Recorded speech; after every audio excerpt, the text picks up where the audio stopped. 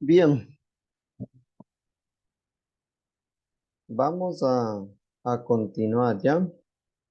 ¿Cuántos estamos? Todavía faltan unos más por conectarse.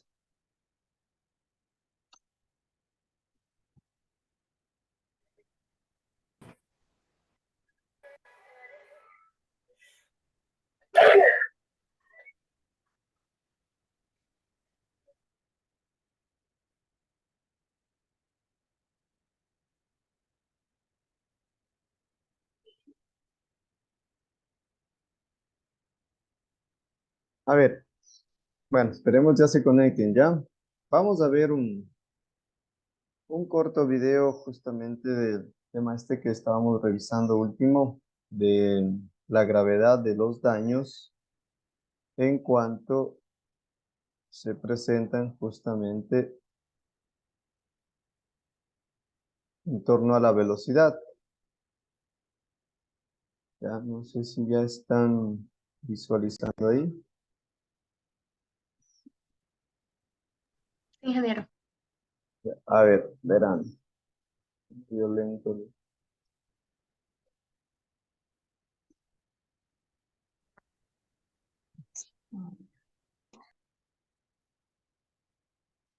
Verán, no sé si es mi internet o qué.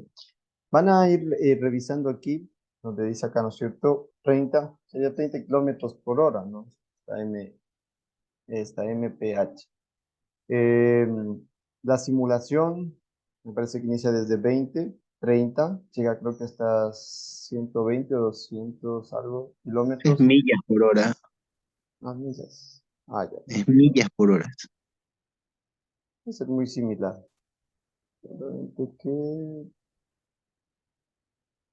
puedo volver a reproducirle. Sí, que es lo que pasa. Vamos a ver si reproduzco nuevamente.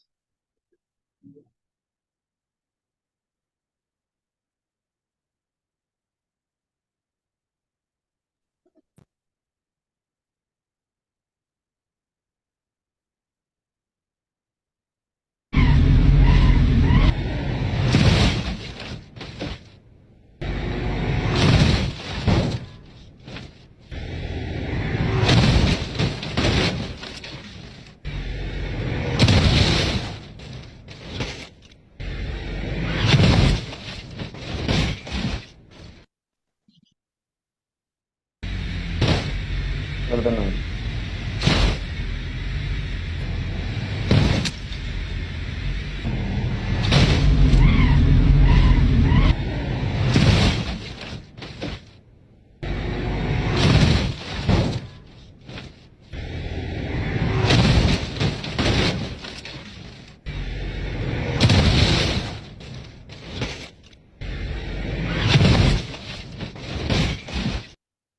Causales para Correcto. realizar la muerte cruzada. Y eso es un poco preocupante. Tal vez por ahí se una discusión al respecto. Integral. Ya. Ok, sí pudieron observar, ¿no es cierto? Este 175 que es Fórmula 1, ingeniero, ese que va a esa velocidad. Yo creo que ya era exagerado ya. Estas Ajá, que 200 son algo. y millas por hora. Millas. Más, no es kilómetros. Ya, pues una milla, ¿cuánto? Bueno, pongámoslo en una balanza. 1,5 kilómetros. 1.600 kilómetros. Va a ser algo similar, si lo queremos ver desde ese punto. Entonces, en conclusión, ¿no? ¿Qué les deja ese video? A correr. Una muerte instantánea. A mayor velocidad, ¿qué pasa? Mayor, Riesgo de Probabilidad de muerte. muerte. Una muerte mayor. instantánea de una. Así que ya lo saben, ¿sí? Ya lo sabemos, mejor. Ok, a ver, bueno, avancemos ya porque eso complementaba esta parte, ¿no? De a mayor velocidad, mayor riesgo, probabilidad de sufrir lesiones, golpes, heridas fatales, incluso la pérdida de la muerte. En esta parte, siendo también un breve paréntesis en cuanto al uso correcto del cinturón de seguridad, que de pronto, este, puede darse el caso, ¿no es cierto?, de que el cinturón lo estemos utilizando. De hecho, se da el caso que lo estemos utilizando, pero muchas de las veces puede ser que este elemento no esté funcionando bien o no esté siendo utilizado de manera correcta. Entonces, ejemplo, aquí ustedes pueden ver donde dice el primer caso, la banda torácica ya cruza desde el punto superior del hombro hasta la cadera, ¿cierto? Sí, este movimiento, diríamos. La banda torácica debe pasar sobre la clavícula, es decir, acá, ¿no es cierto? Si estamos centrándonos ahí en la imagen, a medio camino del hombro y el cuello, y debe descender por el centro del pecho. Al menos ahí como estamos mirando ahí en la imagen. Si está colocada sobre el cuello o sobre el pecho, aquí está justo de manera incorrecta, ¿no es cierto? Marcando la X, puede provocar graves lesiones durante el accidente, ¿sí? Si se coloca sobre el hombro, puede deslizarse hacia afuera durante el accidente y reducir al mínimo la eficacia del cinturón. Es decir, porque no va a tener esa sujeción a la persona de manera correcta. Entonces, aquí en la imagen ustedes pueden ver, ¿cierto?, la manera correcta y la manera incorrecta como tal vez se lo podría estar utilizando y no va a tener el mismo efecto o no va a cumplir esa misma función de brindar esa seguridad, ¿sí? Lo mismo acá en la parte abdominal, es decir, la parte de abajo, ¿no? Entre los dos puntos inferiores de fijación, donde la banda abdominal debe colocarse sobre los huesos de la cadera, es decir, acá, ¿no es cierto?, que estamos de la manera correcta, siempre por debajo del abdomen, es decir, en este caso, ¿ya?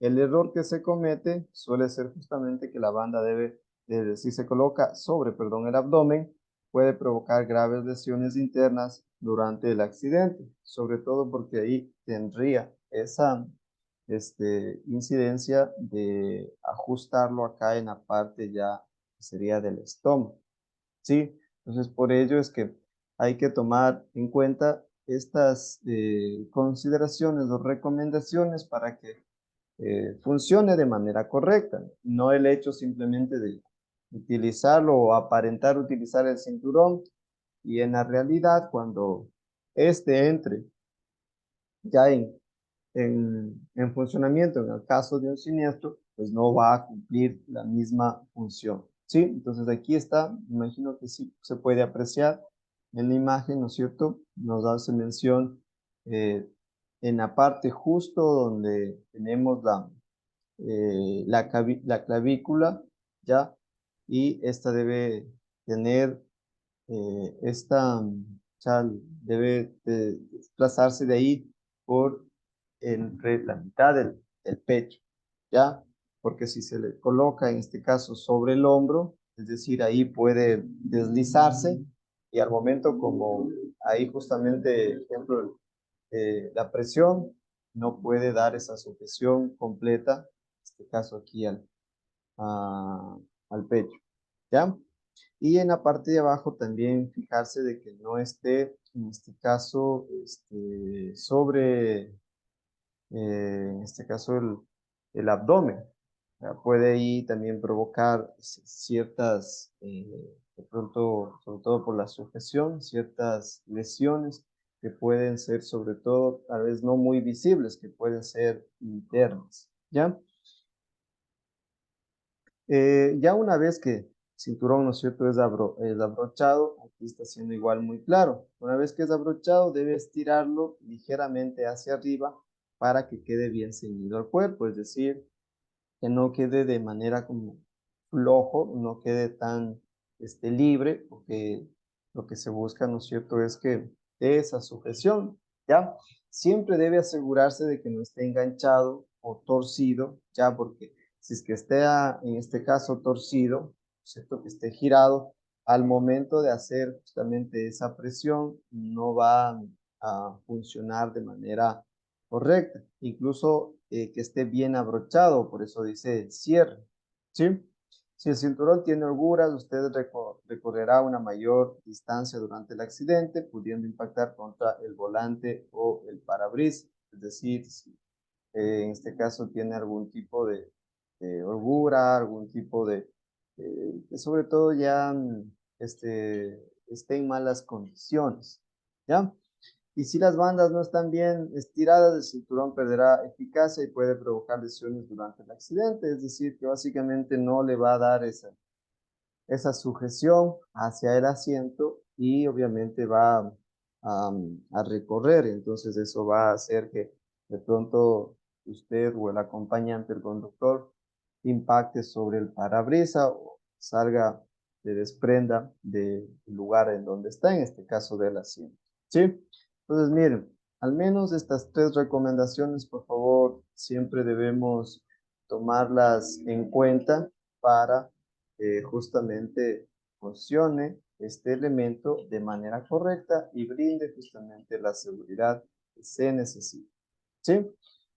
Dentro de las causas, eh, bueno, acá se menciona justamente el tema de cuando hay problemas en tema de frenos, dirección, suspensión, ya que son varias de las causas que se inclinan o se dan en el caso de el factor vehículo, asimismo como el tema de mantenimiento, ya todo lo que corresponde sobre todo a la parte de seguridad activa, ya que el vehículo debe contar con todos los requisitos, sobre todo la seguridad activa y también de la pasiva, porque justamente este va a reducir, ¿no es cierto?, la gravedad de los daños, ¿ya?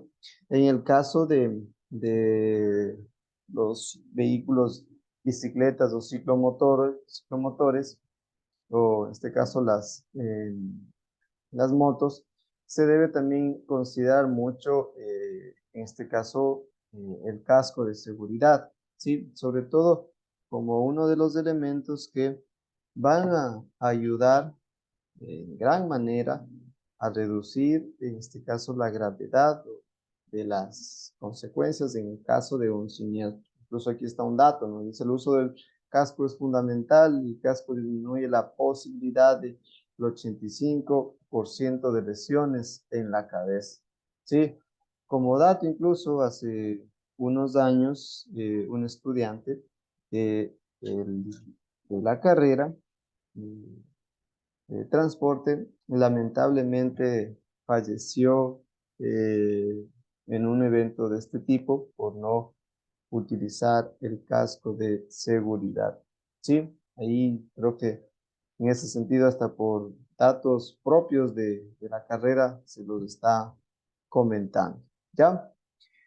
En cuanto a la seguridad vial, asimismo, dentro del vehículo, recordar, ¿cierto? ¿Cómo es que afecta el vehículo? ¿En qué incide? ¿Qué elementos nomás inciden? Ahí vamos a tener los neumáticos que ya lo hemos mencionado, ¿no es cierto? Eh, ¿Por qué los neumáticos afectan el tema del vehículo? Por la adherencia que puede tener, ¿no es cierto?, sobre la capa asfáltica ante presencia, por ejemplo, de lluvia, ante un freno repentino, la misma adherencia que puede tener incluso en condiciones normales, ¿ya? Porque mayor velocidad puede, incluso en algún tipo de bache o hueco, puede hacer que pierda, ¿no es cierto?, la estabilidad o puede explotar si no está en buenas condiciones, ¿ya? El tema de las luces o básicamente la iluminación del vehículo, que es algo elemental, igual es algo muy importante, porque esto justamente permite de que tenga una buena visión del entorno y que obviamente también sea visible para los demás usuarios, ¿sí? Y que, ejemplo, ahí no suceda de que si está dañado, por ejemplo, en la parte delantera, uno de sus focos, haga o dé la percepción de que es una moto. Entonces, ese tema también es muy importante, tanto para el propio usuario conductor como para los demás. El freno, suspensión, dirección, obviamente si no está de acuerdo, no está funcionando bien, sí mismo puede representar un riesgo, un peligro, sobre todo el tema de la suspensión, porque si es que no está funcionando de manera correcta, a mayor velocidad puede hacer que el vehículo pierda estabilidad y pueda estar más propenso a sufrir algún tipo de pérdida de pista o volcamiento como tal. ¿Ya? Conocimiento técnico, esto sobre todo en el sentido de conocer el vehículo, las características, la manipulación mismo del vehículo, ya, va a estar familiarizado con ello, porque repito, tal vez no es lo mismo conducir un vehículo automático, un vehículo tal vez manual, porque incluso hay algunas diferencias, ya sobre todo en la parte de utilizar, ejemplo, el embrague y obviamente en el cambio de marcha. Entonces ahí puede haber incluso cierta confusión para quienes tal vez no estén acostumbrados y pueda ser propenso a que utilice al mismo tiempo los dos, el freno y el acelerador. ¿Ya? El cinturón y el casco, en este caso el casco, ¿no es cierto?, para lo que son motocicletas, incluso también hay bicicletas o los denominados vehículos de micromovilidad, y el mantenimiento que se debe dar a todo tipo de vehículo, que van ya desde un mantenimiento que es totalmente visible, que se puede apreciar sin la necesidad de ningún elemento o algún aparato para saber que el vehículo no está funcionando bien. Ya una de ellas puede ser justamente tal vez, que no existe alguna avería, alguna fuga de agua o de aceite. Entonces de eso ya me da, ¿no es cierto?, la percepción de que el vehículo tiene algún desperfecto, algún daño. ¿Ya? El control de vehículos, en este caso, bueno, esto ya también viene por parte de quienes están encargados en la parte como organismos encargados, es decir, en el tema ya de vehículos que están habilitados, que no están habilitados y que cumplen al menos con ciertas condiciones mínimas de seguridad. En algún momento yo les mencionaba, ¿no es cierto?, de esta página de LatinCap, donde ahí se categorizaba por el nivel de seguridad que tenían los vehículos. Entonces, eso, por ejemplo, nos sirve a nosotros como usuarios cuando queramos adquirir un vehículo o deseemos considerar ese aspecto de qué tan seguro puede ser el vehículo, nos sirva justamente como un criterio, ¿sí? Más que de pronto el tema de que tenga audio, tenga de pronto pantallas, lo demás, y eso ya algo que no debería ser una prioridad, sobre todo considerando la importancia que tiene, ¿no es cierto?, ya al momento de la gravedad que puede representar un vehículo que no cumpla las condiciones mínimas, ¿sí? Y obviamente las condiciones técnicas que se derivan de aquello, ¿no? ¿Cuáles son esas condiciones técnicas o características técnicas que debe cumplir un vehículo? ¿Sí? Y ahí sí vamos a encontrar casos muy particulares, vehículos que ya a una velocidad estándar de 70, 80 kilómetros empiezan a perder su estabilidad, no son relativamente este, seguros bajo esas condiciones y que incluso al momento de presenciar un siniestro, los daños o la nivel de seguridad a los usuarios es muy bajo. ¿Sí? Entonces, obviamente ahí hablamos de ciertas condiciones técnicas que deberían cumplirse. ¿Sí? Eso en cuanto al factor vehículo. Ahora en cuanto al factor ambiental, ya que sería el último factor que revisaríamos, ¿no es cierto? Ahí vamos a tener que el factor ambiental es básicamente la estructura vial y las condiciones ambientales. Dentro de los factores vamos a tener la niebla, la humedad, derrumbes, zonas inestables, hundimientos, el tema también de la señalización cuando está ubicada de manera incorrecta, que puede influir también en un siniestro, las condiciones de la vía. Estos son grietas, huecos, obstáculos, que tal vez no tienen una previa orientación o información de que alguna situación de este tipo se va a encontrar más adelante, ¿ya? Y obviamente que el camino o la vía debe estar en condiciones perfectas para que puedan circular todo tipo de vehículos, recordando de que no existe, bueno, al menos algunos, gran parte de la red vial, no existe limitantes para cierto tipo de vehículos, considerando, ¿no es cierto?, las condiciones normales o factibles para que todos los vehículos puedan circular, ¿sí? Entonces, dentro de este factor, que es la vía y su entorno, a ver, ¿alguien me ayuda así mismo con una lectura, por favor? Yo le ayudo, ingeniero. ¿Ya? Vías y su entorno. Diversas investigaciones han demostrado que existe cierta relación entre el tipo de la vía por la que se circula y la proporción de accidentes de tránsito, de accidentes de tráfico que se producen. De esta forma, se han observado diferentes diferencias entre la proporción de accidentes de la vía urbana y la vía interurbana, y entre ellas, en vía convencional y autovía o autopista, y como además una climatología adversa puede favorecer la aparición de mayores riesgos de movilidad. Ya, bueno, muchas gracias. Entonces, ¿qué es lo que básicamente hace referencia en la parte de vía y entorno?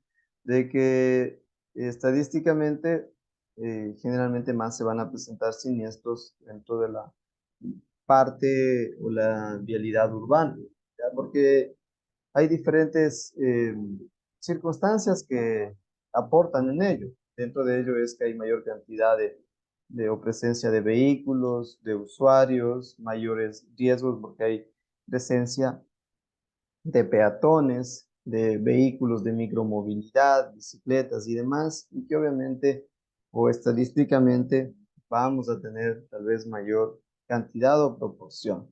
Y obviamente dentro de ello hay que saber identificar esos puntos o esos lugares, esos tramos donde se producen estos sonidos para poder brindar alternativas que en este caso estén encaminadas a que al menos por la parte del entorno vial o la infraestructura brinden esa seguridad que posiblemente desencadenó, o la falta de esa seguridad vial desencadenó en siniestros de tránsito, ¿sí? Evitar justamente los riesgos o los potenciales peligros a los que se enfrentarían al transitar por ese lugar, ¿sí? Por eso es que además del lugar de la vía tiene influencia, como se observa, por ejemplo, en las rectas, en las que se produce la mayoría de accidentes, sobre todo por eh, la denominada llamada falsa seguridad, ¿sí?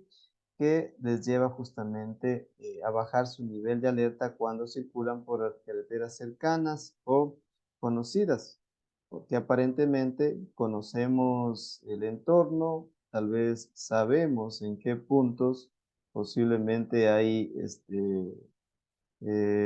algún tipo de bache o qué característica, por ejemplo, tiene la vía. Entonces, es una falsa percepción de seguridad, porque, repito, aparentemente conocemos el entorno o creemos de que no existe ningún riesgo en ese lugar, ¿sí? Y que eso generalmente es en las rectas, porque obviamente en las rectas es donde tiene este, mayor probabilidad de circular a una velocidad más alta, ¿no? Entonces, además de estos factores, como la distribución temporal, influyen en la producción de accidentes, ya que estos se dan más en los fines de semana y en los periodos en los que se produce mayor movilidad y mayor probabilidad de accidentes. Entonces, cuando revisemos el cuadro, por ejemplo, de siniestros de tránsito que maneja la Agencia Nacional de Tránsito, ¿sí? Vamos a ver que estadísticamente, por ejemplo, dentro de las causas que son, por ejemplo, por consumo de bebidas alcohólicas, los siniestros se producen generalmente viernes, sábado y domingo, ¿sí? Y más se centra, por ejemplo, sábados regularmente en horarios de la tarde, noche y la madrugada. Entonces, eso ya como ejemplo, como usuarios, como conductores, ¿sí? ¿Qué nos debe brindar o cuál es el análisis que deberíamos tener? Que cuando estemos circulando a esas horas, ya deberíamos tener mayor precaución, mayor prevención de que va a haber o existe una probabilidad alta de que una cantidad de vehículos, de conductores, estén conduciendo bajo efectos del alcohol. Entonces eso me va, ¿no es cierto?, incluso a arrojar de que, ejemplo, si yo quiero salir, ejemplo, a comer un día sábado en la noche, darle la posibilidad de mejor pronto pedir que la comida, pedirla para casa. Entonces ahí de pronto yo me evito, ¿no es cierto?, de que si en ese horario hay probabilidad de siniestros, estoy tomando alguna alternativa. Si es necesario, pues estar más atentos porque existe, repito, probabilidad alta de sufrir algún siniestro. Y eso sí ya no lo digo yo, lo dice la agencia de acuerdo al registro estadístico que ha ido teniendo durante los últimos años, de que son días donde se tiene mayor probabilidad de sufrir un siniestro bajo esa causa o bajo esa razón como tal, ¿sí? Entonces eso nos debe, ¿no es cierto?, orientar a nosotros de que debemos en esos periodos al menos tener mayor precaución, ¿sí? Eh, Respetando a los días laborables, justamente los horarios de entrada y salida habituales, son los momentos en que se encuentran más accidentes de tráfico. Entonces, ¿por qué? ¿No es cierto? Porque básicamente la tendencia es de que se anda con el tiempo justo, de que no se quiere llegar atrasado, ¿ya? O de que deseo recuperar tal vez el tiempo que tal vez no lo consideré para salir más antes, lo quiero recuperar durante el viaje, durante el trayecto. Entonces, y ahí obviamente coinciden de que es el horario de ingreso a las escuelas, a los trabajos, la parte educativa, el ámbito laboral, y todos coinciden en un mismo horario que desean ingresar. Entonces, obviamente todos llevan ese apuro, llevan esa prisa por querer cumplir. Entonces, obviamente, incluso ahí es muy probable de que se incumplan ciertos lineamientos, se cumplan lo que son básicamente las diferentes señales o en la parte de tránsito, como por ejemplo semáforo, un disco pare, límite de velocidad y demás, ¿sí? Entonces, obviamente, hay esa tendencia de que tal vez es un horario o la razón justamente es por estas causas básicamente, ¿sí? Y dentro de este factor de la vía, vamos a ver por el tipo de vía, por la época del año y por la climatología o por el clima básicamente. Donde, por ejemplo, en el tipo de vía, lo que básicamente trata es de los riesgos vinculados a la categoría y características del tipo de vía deben ser o van a estar relacionados con la vía urbana, interurbana. Dentro de ella, obviamente, si son autopistas, autovías, ya el tipo de vialidad básicamente que se pueda encontrar, ¿ya? ¿Y cómo identificamos esos riesgos? Pues justamente cuando los conductores experimentan una sensación de seguridad al circular por carreteras convencionales, la empresa procura tener en cuenta el nivel de seguridad de los distintos tipos de vías a la hora de trazar las rutas para la actividad de los conductores. Se tiene en cuenta la posible concentración de los peatones, por ejemplo, zonas escolares, a la hora de trazar rutas habituales de los conductores de empresas. Es básicamente, ¿cierto?, cómo identificamos los diferentes riesgos que nosotros podemos encontrar durante los diferentes recorridos o trayectos que podamos tener, ¿sí? Entonces, por ejemplo, en el caso de zonas escolares, si durante mi trayecto, mi recorrido, yo paso, necesariamente tengo que pasar por una zona escolar, necesito identificar dónde o desde dónde comprende esa zona escolar, que probablemente ahí va a haber presencia de peatones, niños o algún usuario que desee cruzar la vía y que obviamente, ¿cierto?, represente ya una situación o una condición de que si yo voy a una velocidad alta, posiblemente no voy a alcanzar a disminuir al 100% o detenerlo al vehículo, ¿sí?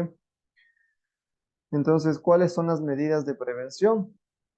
En ese sentido, pues llevar a cabo la sensibilización sobre la conducción en las rectas, donde se produce una mayor cantidad de siniestros, ¿ya? Es decir, poder identificar esos puntos, sensibilizar sobre las precauciones en la carretera, en este caso convencionales, ya que son las vías interurbanas con mayor siniestrabilidad, circular en la medida de lo posible por autovías o autopistas en lugar de carreteras convencionales, ya que presentan menor riesgo de accidente. O sea, sobre todo desde el punto de vista donde de pronto hay menor incidencia de usuarios que desean tal vez cruzar la vía, ¿ya? O hay justamente intersecciones donde se pueda compartir ese espacio con vehículos que van de pronto en sentido transversal, ¿ya?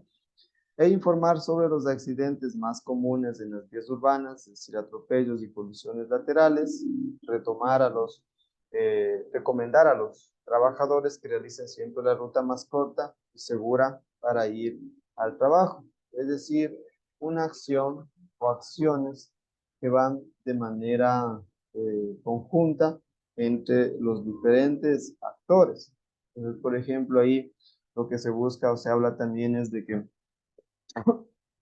tal vez exista esta rotación en que no todos, por ejemplo, ingresen dentro de un mismo horario, sino que de pronto exista esa rotación o ser un poco a tipo escala, ¿ya? Para que no todos coincidan en que deben llegar a una misma hora, ¿ya? Durante todos los días, para que de esa manera puedes alivianar un poco el tema de la necesidad de viaje en un solo horario, en un solo periodo de tiempo, ¿sí? Entonces son algunas de las prevenciones que obviamente van a ir de la mano, no solamente dentro del entorno o del factor de la vía, sino también en conjunto, incluso con demás instituciones que obviamente están relacionadas directamente, ¿ya?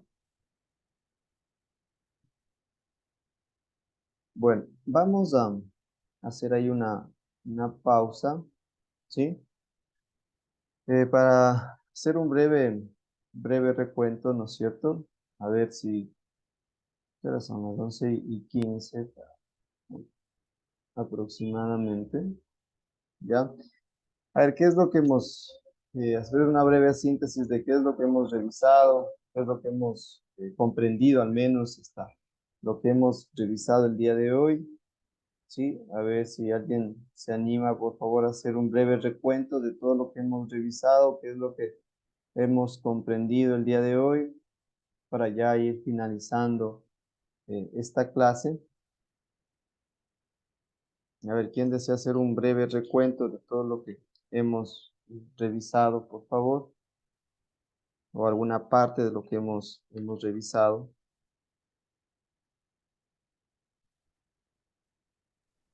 A ver, hemos hablado, bueno, usted ha intervenido con los tres factores básicos, lo que es el siniestro de tránsito: factor humano, factor vehículo y factor ambiental o vía.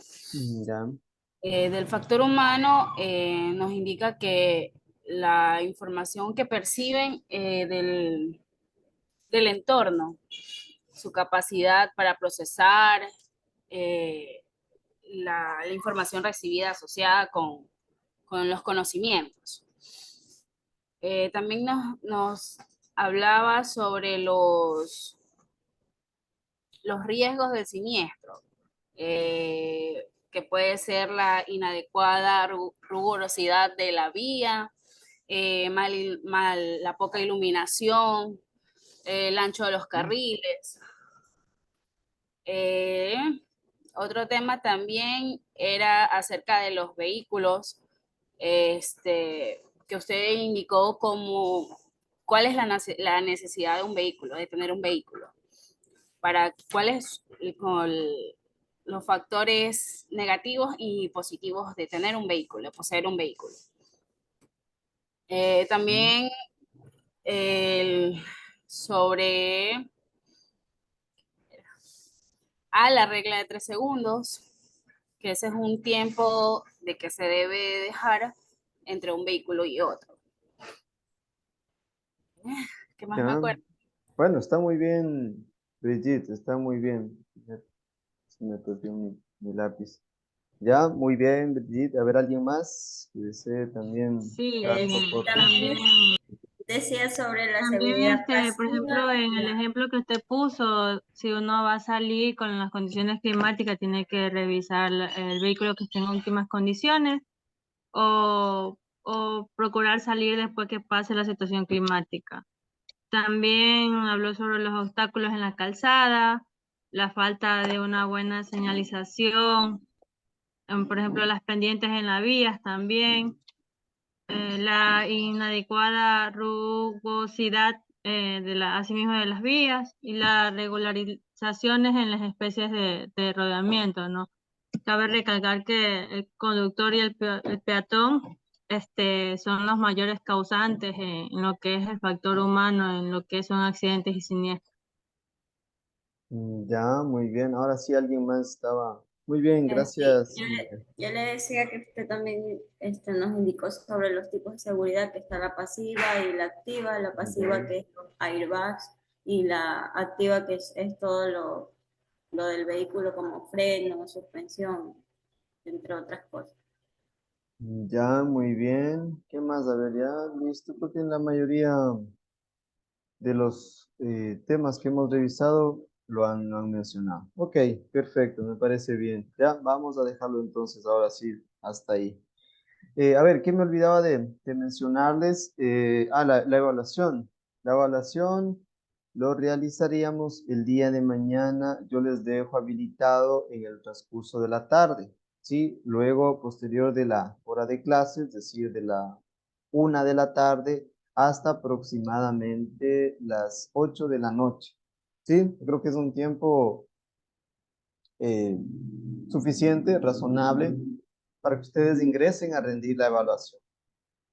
Eh, Recomendaciones, si tienen algún problema, algo con el internet, con la plataforma, tomen alguna captura, foto que les sirva de respaldo y no se vayan a olvidar. Obviamente esta evaluación va a tener un límite de tiempo, no va a ser complicada, pero sí lo que recomiendo es justamente de que estén atentos de pronto de su red, su dispositivo, que esté de pronto con Ingeniero. batería y demás. ¿Ya? Sí, dígame, Cristina. ¿Va a tomar las que están en el cuestionario o también va a poner usted algunas? Sí, como les dije, si ejemplos son 10 preguntas, 8 serán del cuestionario y 2 de Ok, mi parte. Si ya. son 10. Así es el Gracias. proporcional. Ya. Listo. Entonces se va a cerrar ya incluso la cuenta de Zoom porque ya me queda menos de un minuto. Ah, la foto, se me olvidaba la foto, por favor.